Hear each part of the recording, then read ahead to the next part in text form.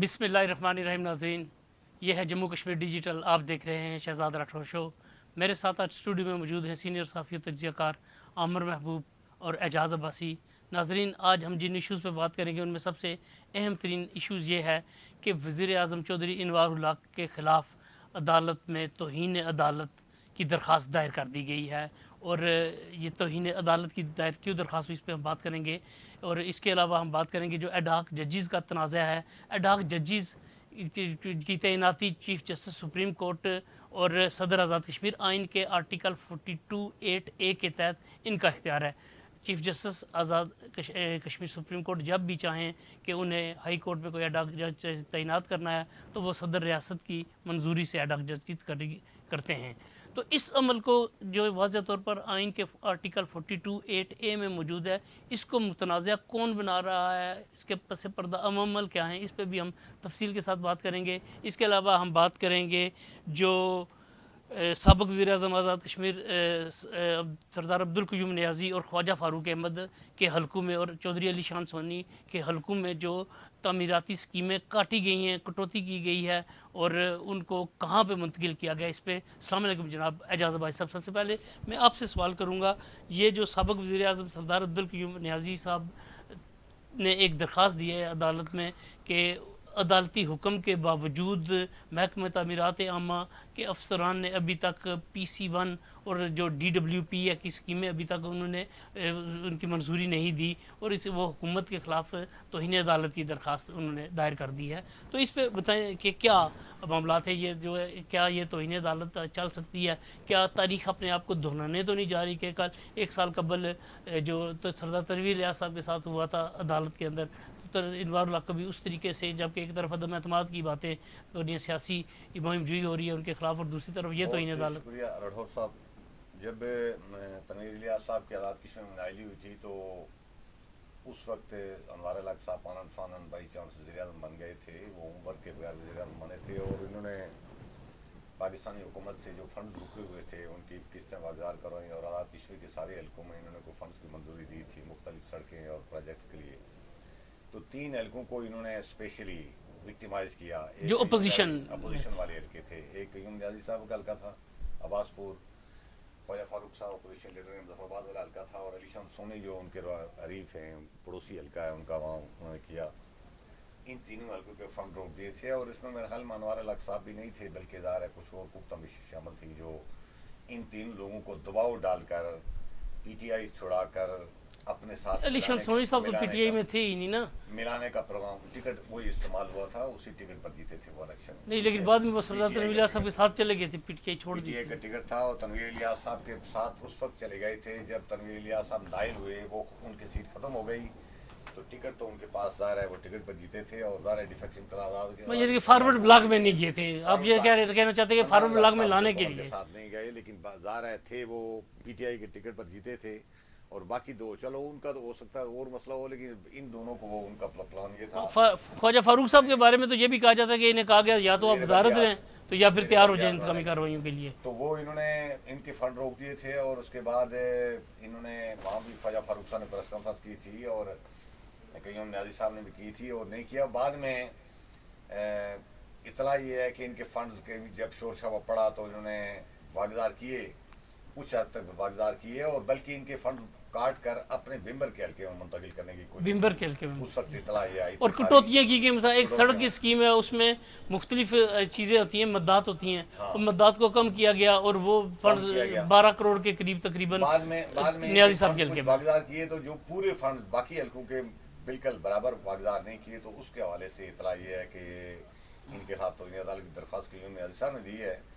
اور اس میں انوار الحق صاحب ظاہر ہے ڈیفینیٹلی اگر عدالت کا یہ حکم ہے کہ سارے حلقوں میں ایکول، بلکہ ان کی اپنی پالیسی بھی یہ تھی کہ ہم سارے حلقوں میں ایکول اسکیمیں تقسیم کریں گے، فنڈز دیں گے، تو 2-3 حلقوں کو وکٹیمائز کرنا اور ان کو ظاہر ہے ٹارگٹ کرنا تو یہ بالکل توہین عدالت کے زمن میں آتا ہے. اور میں تاریخ دہرانے والی بات تو خیر وہ نہیں کرتا، لیکن ظاہر ہے ایک وزیر اعظم جو خود اپنی پالیسی کا اعلان کرتا ہے وہ اس کی خلاف ورزی کرتا ہے، پھر عدالت بھی اس کو حکم دیتی ہے اور عدالت کے حکم کو نہیں مانتا तो उसको तो पनिश किया जाना चाहिए। और मैं अच्छा अमर साहब नहीं, इसमें जो है ना, मैं आपको बताता हूँ, उन्होंने लेंथ जो है ना वो कम नहीं की। मैं इसको क्लोज करते हैं, बाद में लंबी बहस हो जाएगी। लेंथ जो है उन्होंने, अनवारुल हक साहब ने उतनी रखी जितनी शाहरात की थी, उसकी विड्थ भी कम नहीं की ना। रिटेनिंग वाल्स और जो कलवर्ट्स थी वो सारी निकाल दी, जिसका जो है वो 12 करोड़ पे, और फिर इतना अगर 3 हल्कों में से 12-12 करोड़ पे निकाले तो ये 35-40 करोड़ पे हैं। तो ये पता नहीं कि वो 40 करोड़ पे अच्छा उन्होंने अमर साहब एक बात मैं आपसे एक सवाल कर लूँ कि ये जैसे बात हो रही है वज़ीर आज़म साहब ने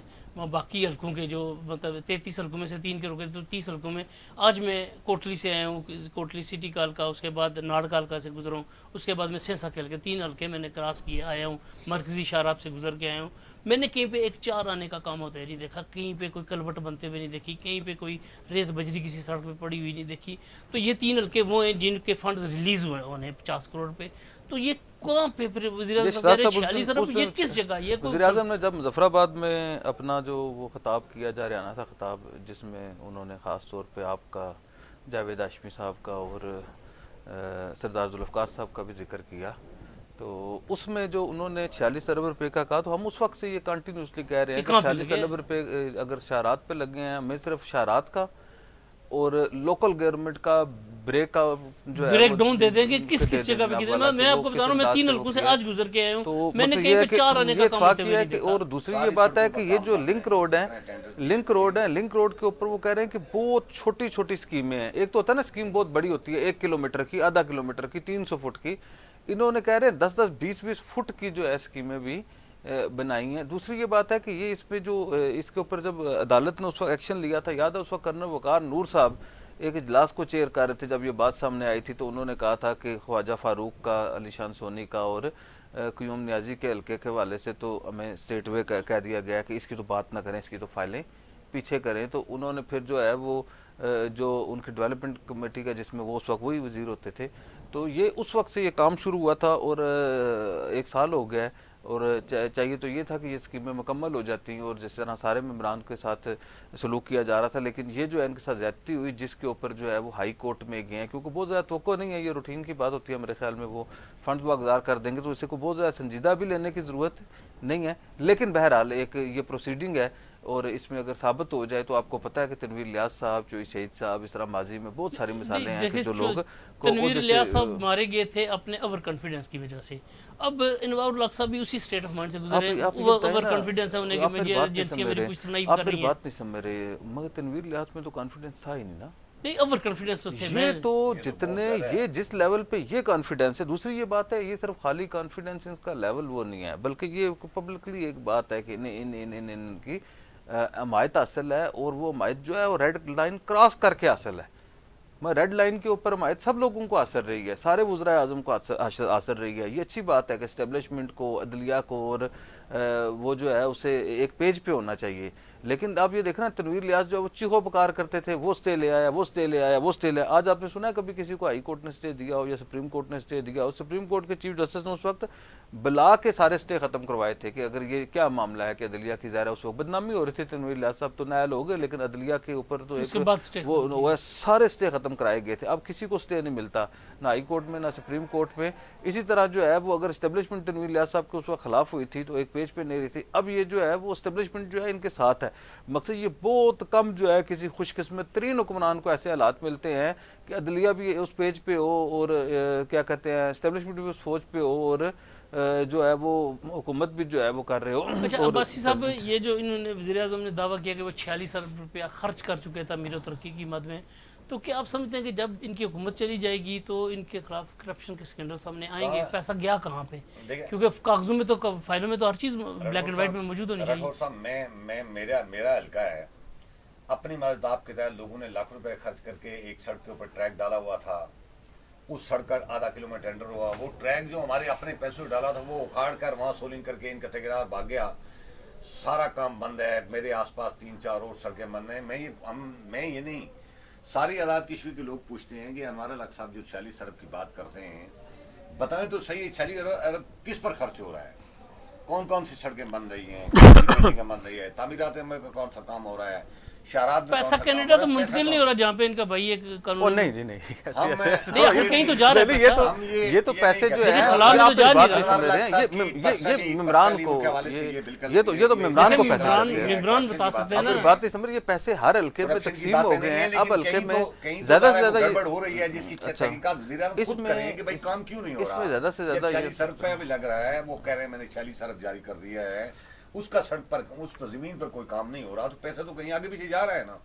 हम नहीं कहते वज़ीर आज़म के हवाले से इस तरह की इतलात बिल्कुल नहीं है, तो ना हम नहीं वज़ीर आज़म जो है ना, वज़ीर आज़म जो है ना वो पैसे उस तरह नहीं है। ये जो हल्कों में तकसीम हो गए हैं पैसे, तो वो अब उनमें चले गए, लोकल गवर्नमेंट के पास चले गए, उनके पास चले गए।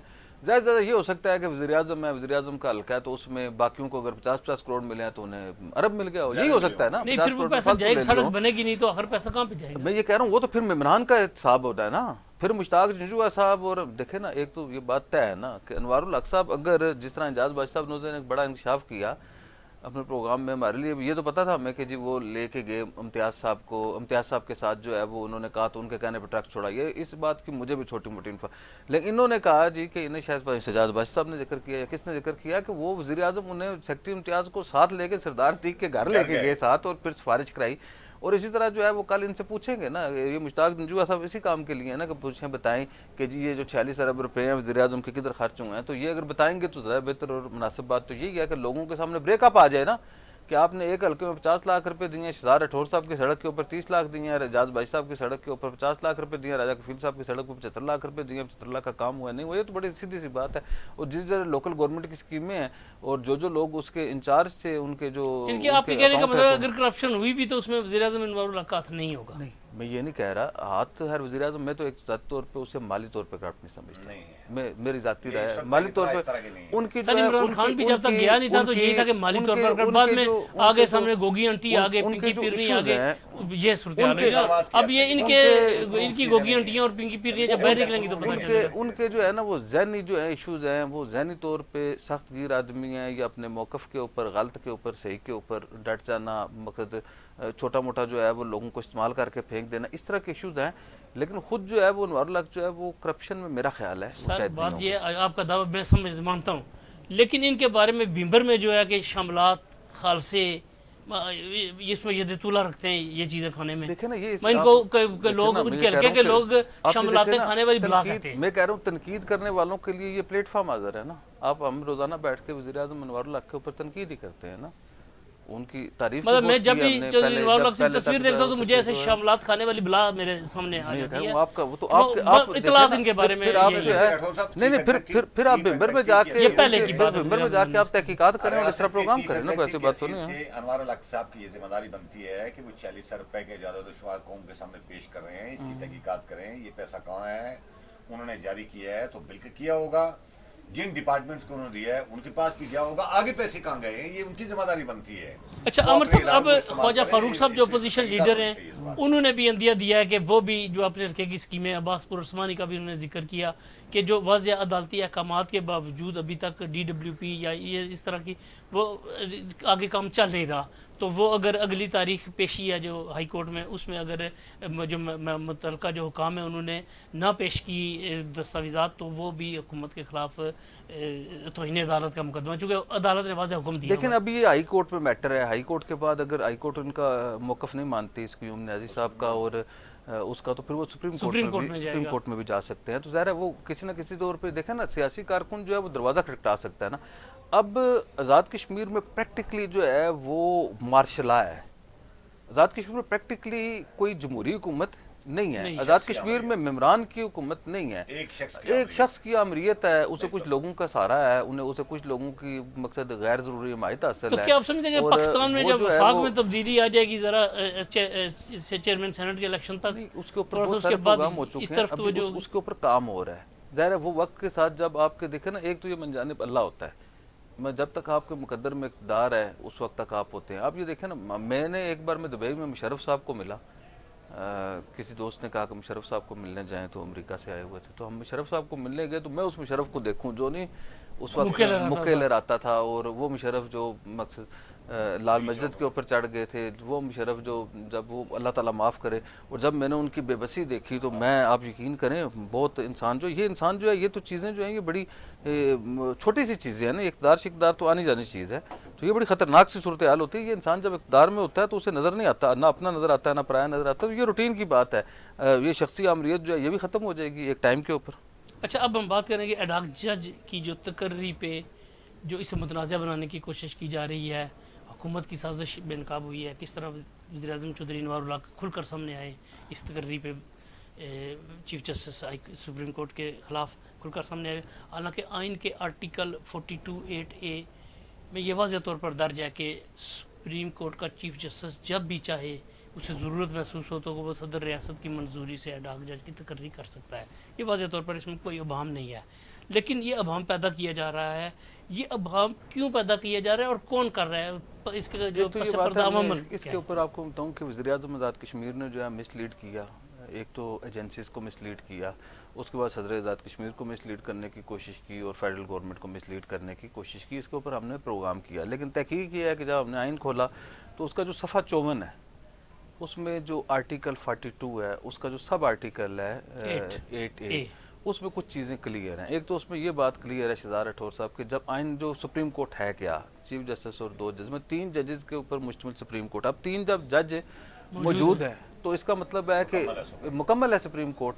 اس کے بعد اڈاک جج اگر لگانا ہے تو وہ اڈاک ہی ہوگا، وہ چوتھا مستقل نہیں لگ سکتا. ایک تو یہ بات بڑی کلیئر ہونی اور تقرری کا مدت بھی وہ ڈیفائن میں آپ نہیں کو ہے. بتاتا ہوں. اس کے بعد جو دوسری بات تھی کہ وہ جج لگایا کیوں، لگانا ضروری کیوں ہے، کیونکہ مقصد ایک تو یہ بات ہے کہ سپریم کورٹ میں ایک جج نہیں سن سکتا، 2 جج سنتے ہیں، بینچ بنانا پڑتا ہے. اس کے علاوہ شہزاد صاحب یہ بات ہے کہ رضا علی خان جو ہیں وہ وکیل بھی رہے ہیں، رضا علی خان ایڈوکیٹ جنرل بھی رہے ہیں، رضا علی خان ہائی کورٹ میں جج بھی رہے ہیں. اسی طرح جو ہے وہ جسٹس خواجہ نسیم صاحب وکیل بھی رہے ہیں اور سروس ٹریبیونل میں بھی رہے ہیں.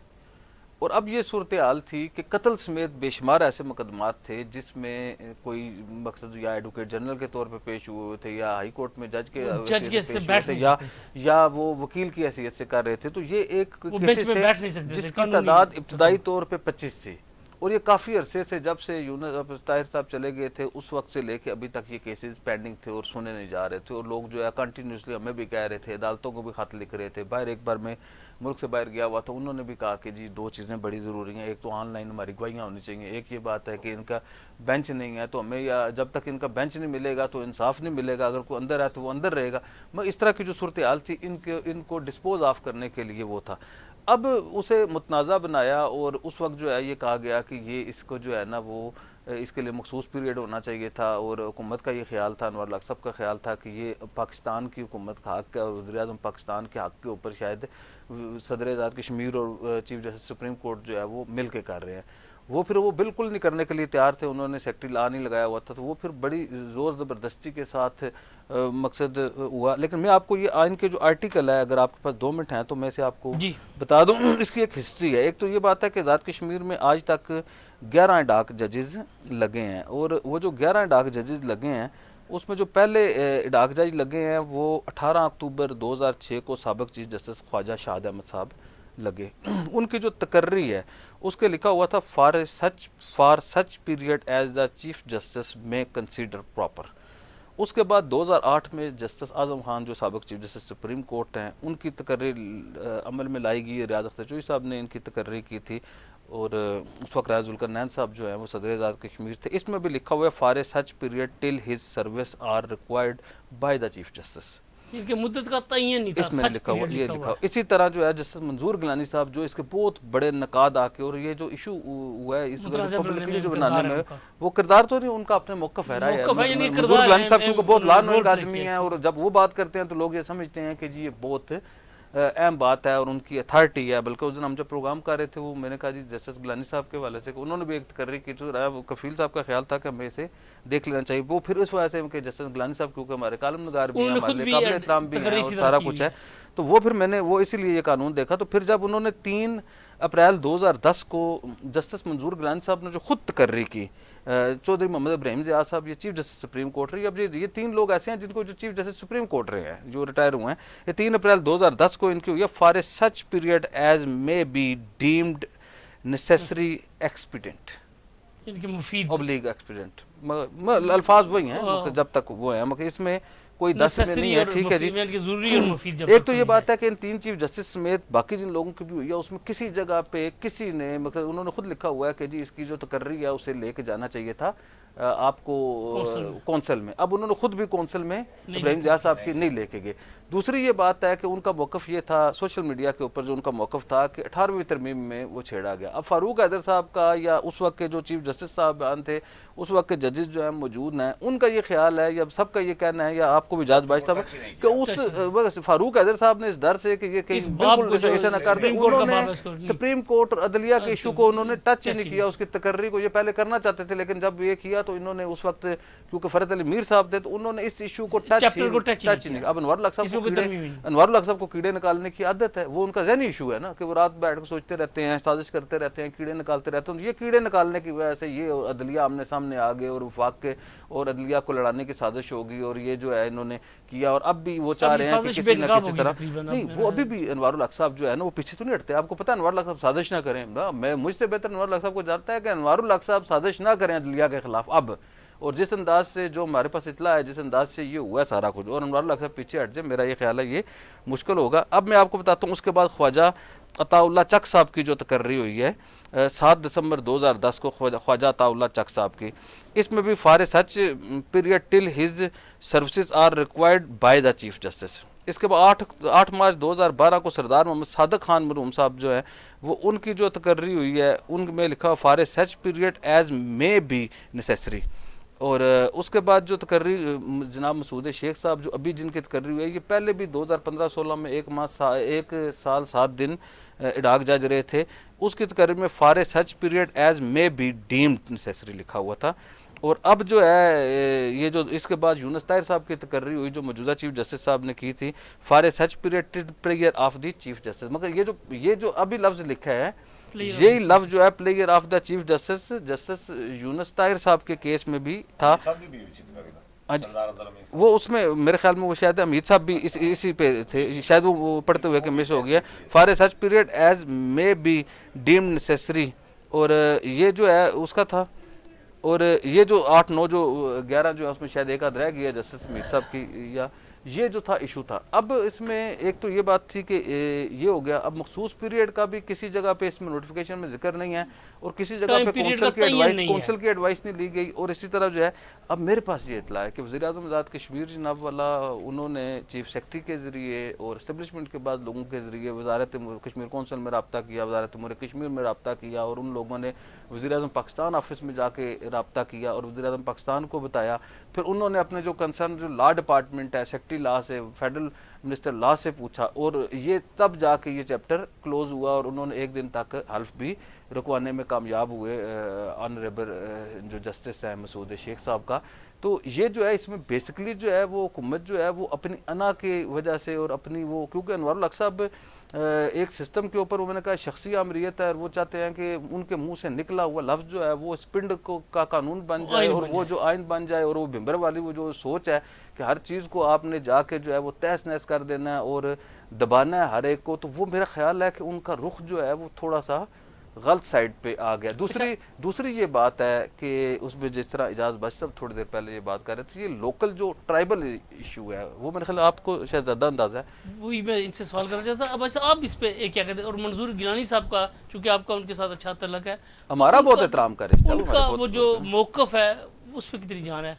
मंजूर गिलानी साहब ने, मैंने उनको मौक़िफ़ पढ़ा था और उसमें एक जवाबी मौक़िफ़ उन्होंने लिखा है कि 13वीं तरमीम के बाद चीज़ें बदल गई हैं। हालांकि जब 13वीं तरमीम पर वो हम गौर करते हैं तो उसमें वही चीज़ जो अभी अमर साहब ने कही है कि उसमें तो चैप्टर को छेड़ा ही नहीं गया। अदलिया के मतलब जो चैप्टर था 13वीं तरमीम में बिल्कुल उसको टच तक नहीं किया गया। तो इसका मतलब ये है कि आज़ाद कश्मीर की अदलिया में तकर्री का जो पुराना तरीक़ेकार था 13वीं तरमीम से पहले वही था।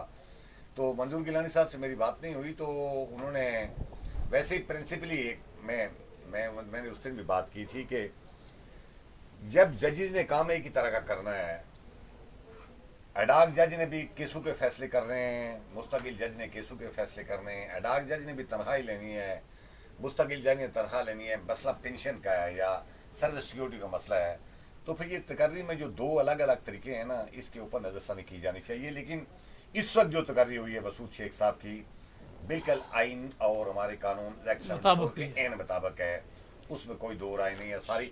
अनवार अल हक साहब को मेरे ख्याल में तकलीफ ये है कि उन्होंने एक कॉमन चीज़ पढ़ रखी है कि पार्लियामानी जमहूरियत में प्रेसिडेंट चीफ एग्जीक्यूटिव है तो प्रेसिडेंट ताबे होता है वज़ीर आज़म की किसी भी तजवीज़ का।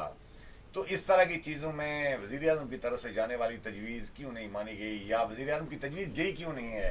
वज़ीर आज़म रूट में ही नहीं है ना, इसके एक तो वज़ीर आज़म रूट में नहीं है।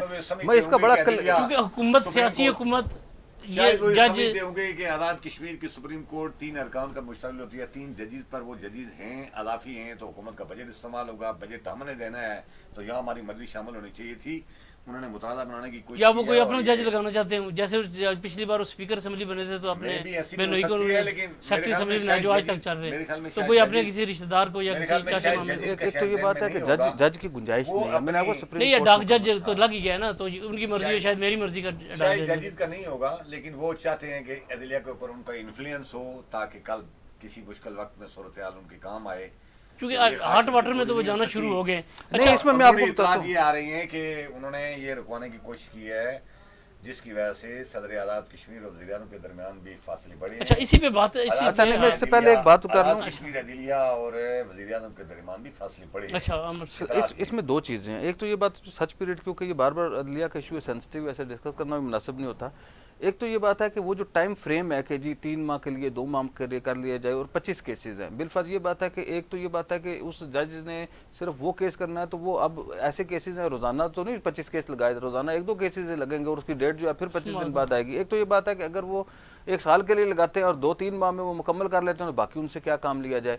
और अगर एक वो टाइम फ्रेम में लगा देते हैं, मकसद ये इन्होंने 25 केस सॉल्व कर लिए और अभी जो है वो 7-8 केस इन बिटवीन और आगे ऐसे जो ये नहीं सुन सकते मौजूदा जज का बेंच में आपको जो तकरीरें 11 हुई हैं डाक जजेस की, उसमें वाज़ेह तौर पर नोटिफिकेशन में लिखा हुआ है कि फॉर सच पीरियड, लेकिन मैं कह रहा हूं उसके ऊपर उसके पीछे एक विजडम है ना, और विजडम है, मैं वो आपको बताना चाहता हूं कि अगर वो 25 केसेस की फहरिस्त लगाई है ना उन्होंने कि ये 25 केसेस हैं जिसके लिए डाक जज लगा रहे हैं, अगर वो 2 ये कहते हैं साल के लिए लगा देते, अगर साल के लिए लगाते वो 3 महीने में खत्म करते 9 महीने के वैसे में रात लेके चले जाते, ये भी कोई नहीं। उन्हें ये इसके साथ जो है वो कोई दीगर जो काम है ताकि केसेस ना रुकें, एक तो ये कलेक्टिव विजडम है इसके पीछे कि जी वो किया जाए। दूसरी ये बात है कि अगर वो 25 केस मुकम्मल कर लेते हैं और फिर जो है वो 7 केसेस जो है वो लगाने के लिए 7 केसेस इन बिटवीन और आ जाते हैं, और अगर वो 7 सुनने के लिए उन्हें फिर डाक जज लगाने के एक पूरे प्रोसीजर से गुजरना है, एक तो ये बात। दूसरी बात है अगर इसके डाक जज को सदर और सुप्रीम कोर्ट के चीफ जस्टिस का अख्तियार है, recommendation chief justice supreme court की है और उनकी रिक्वायरमेंट के मुताबिक सदर ने उसकी अप्रूवल देनी है और वो बन जाना है। अगर ये काम वज़ीर आज़म पाकिस्तान के ऊपर आपने लेके जाना तो फिर तो ये बात है कि ये 6-6 महीने साल जो है वो और नहीं होगा, तो ये क्लियर। तीसरी जो बात जो है जिसकी तरफ मैं बात कर रहा था वो ये है कि आज़ाद कश्मीर में सीरियस इशू है, ख़ास तौर पे भिंबर में इस वक्त राजपूतों का और जाटों का। अनवर अल हक साहब क्योंकि जाट है और ये जो हैं सईद अकरम साहब ये राजपूत। अब जिस वक्त से अनवर अल हक साहब आए, एक तो ये राजा जुल्करनैन साहब उनके बड़े मोहसन थे, अली जुल्करनैन इलेक्शन ये नहीं लड़ते थे वो लड़ते थे, उन्हें बड़ी सपोर्ट होती थी, हमेशा जो है वो सपोर्ट करते थे, जिसकी वजह से अनवर अल हक साहब जो है वो 2 बार जो है वो मेंबर असेंबली, स्पीकर और वज़ीर आज़म बनने में कामयाब हुए। इसके पीछे अगर किसी का हिस्सा था या किसी का मकसद वो प्रॉपर काम था तो वो जो था राजा जुल्करनैन साहब का था। मैं ये समझता हूँ कि इस वक्त आज़ाद कश्मीर में जिंदा लोगों में सबसे बड़े आदमी, इस रियासत में सबसे बड़े आदमी इस वक्त जिंदा लोगों में राजा जुल्करनैन साहब हैं, जो इस वक्त 93-94 साल की उम्र में गुज़श्ता दिनों लील भी रहे हैं। हम उनकी जो है वो सेहत और ज़िंदगी के लिए भी दुआ गो हैं। लेकिन अनवर अल हक साहब का जो इशू है बेसिकली वो है आज़ाद कश्मीर के राजपूतों से। आप ये बताएं कि जी आज़ाद कश्मीर का कोई राजपूत अफसर, एहसान खान लड़कियानी साहब के देखे उन्होंने क्या किया, हम जब परवेज साहब के साथ देखें, उसके बाद इवन के इरफान सलीम साहब के साथ उन्होंने क्या किया, इसी तरह अब वो कैसे बर्दाश्त कर सकते हैं कि जी इतने अहम ओहदों के ऊपर जो है वो राजपूत विराजमान है। तो ये भी एक इशू है, मेरा ख्याल है इसका कोई आइन से तो तल्लुक नहीं है, लेकिन ये उनकी क्योंकि ज़हनी जो है वो जो सूरत हाल है, जिस अंदाज से वो सोचते हैं और दिल में अगर किसी के वाले से नफरत हो तो वो किसी न किसी अंदाज से बाहर आ जाती है। अच्छा, अब हम बात करेंगे जो सदर रियासत महमूद चौधरी और वज़ीर आज़म चौधरी अनवर के दरमियान दूरियाँ बढ़ती हुई, دکھائی دے رہی ہے، اسپیشلی ڈاک جج والے ایشو پہ. اس کے علاوہ بیرسٹر سلطان صاحب پہلی مرتبہ نکلے علیل حالت میں. اس وقت ان کی صحت اس طرح نہیں تھی جس طرح آج سے 1 سال 2 سال پہلے تھی، لیکن عوامی رابطہ میں جو ماضی میں وہ چلاتے رہے رمضان المبارک میں اسپیشلی انہوں نے شروع کی. اور میرپور میں جو انہوں نے تقریر کی اس میں انہوں نے موجودہ حکومت کے خلاف تو کوئی بات نہیں کی، لیکن براہ راست حسب معمول حسب روایت نریندر مودی کو انہوں نے للکارا اور اس کے ساتھ دشمنی کا اپنا اعلان جو ہے دوبارہ کیا. تو کیا آپ سمجھتے ہیں کہ آزاد کشمیر کا صدر ہاؤس ایک بار پھر وزیر اعظم ہاؤس کے خلاف کوئی متحرک ہوگا؟ عامر صاحب. اچھا مجھ سے پوچھ رہے ہیں. ایک تو یہ بات ہے کہ میں سمجھتا ہوں کہ ڈھائی جج کے حوالے سے صدر اور وزیر اعظم کے درمیان کوئی ڈفرینسز نہیں ہے. صدر کی ایک پوزیشن تھی. دوسری بات صدر جو ہے وہ ایگزیکٹو آفس نہیں ہے. صدر جو ہے ایک آئینی آفس ہے، پولیٹیکل آفس سیاسی بھی نہیں ہے پولیٹیکل آفس نہیں ہے، لیکن عوامی رابطہ میں ہمیشہ سیاسی ہوتی ہے. ٹھیک ہے وہ میں کہہ رہا ہوں. لیکن یہ میں کہہ رہا ہوں کہ جب گریس کی بات آتی ہے نا، جب گریس ہے نا، پریزیڈنٹ گریس کا نام ہے نا، تو وہ ایک جو ہے وہ گریس جو ہے اور وہ کانسٹیٹیوشنل پوسٹ ہے. جیسے یہ باقی جو کانسٹیٹیوشنل پوسٹ ہیں ان کی عزت احترام اور انہیں جو ہے وہ اس سے مستثنا اس لیے قرار دیا جاتا ہے. میرا یہ خیال ہے کہ وزیر اعظم نے مس لیڈ کرنے کی کوشش کی، پریزیڈنٹ مس لیڈ نہیں ہوئے. اگر پریزیڈنٹ مس لیڈ ہوتے تو پھر وہ اپروول نہ دیتے. میرا یہ خیال ہے کہ پریزیڈنٹ نے انوار الحق کے ساتھ یا وزیر اعظم کے ساتھ کھڑے ہونے کے بجائے ان کے موقف کو مسترد کر کے عدلیہ کے ساتھ کھڑے ہوئے ہیں. چیف جسٹس سپریم کورٹ اور باقی جو ججز ہیں سپریم کورٹ کے ان کے ساتھ کھڑے ہوئے ہیں. اور ممکن ہے اور یہ اگر یہ اسی طرح کی صورت، ایک تو یہ بات ہے یہ ڈفرینسز صدر اور وزیر اعظم کے درمیان، ان کے درمیان جو سیریس ڈفرینسز ہیں یہ سیاست میں آزاد کشمیر کے انتخابات سے پہلے شروع ہوئے.